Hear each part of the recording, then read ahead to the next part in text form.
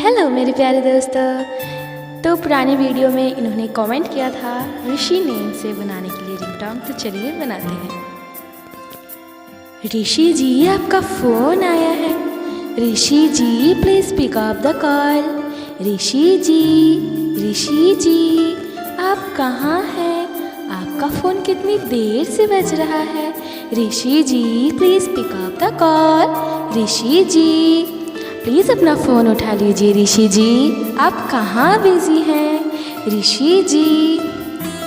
So guys, ये video ऋषि तक share करो और प्लीज़ लाइक शेयर सब्सक्राइब करो प्लीज़, और कमेंट करो अपना नाम, हम ज़रूर आपकी वीडियो बनाएंगे।